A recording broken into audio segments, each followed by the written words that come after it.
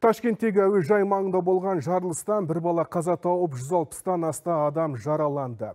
Жүк сақтайтын қоймадағы жойқын жарылыстың дыбысы бүкіл қалаға естіліп, шырт ұйқыда жатқан жұрт шошып оянған. Әсіресе қоймаға жақын маңдағы үйлер мен ғимарат иелеріне дүмпуден зор зиян келген. Мән жайды бізге осы өңірдегі, осы елдегі тілшіміз Рауан Мыңбаев жеткізеді. Ташкенттің Сергел ауданындағы жарылыс түн жарымда болған. Алапат өрт жалпы аумағы 45 мың шаршы метр қойманың 3-тен 1-ін жалмаған. Шұғыл жеткен 16 өрт сөндіру бригадасы 2 сағаттан соң қызыл жалында ауыздықтады. Кейін құтқарушылар аумақты оқшаулап көкке тікұшақтарды көтерді.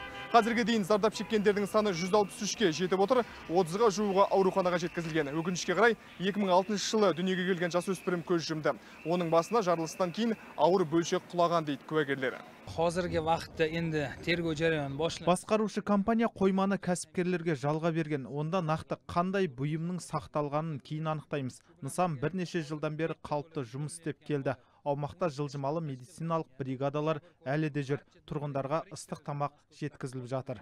Қоймаға жақын орналасқан құрылысшы махаллясының тұрғындары зор зиян шекті. Үйлері қирап, есік-терезелері жарамсыз болып қалған. Нысанда жүк сақтаған кәсіпкерлер де зор шығынға ұшырап отыр. Енді оларға үкімет тиісті көмек беруге тиіс.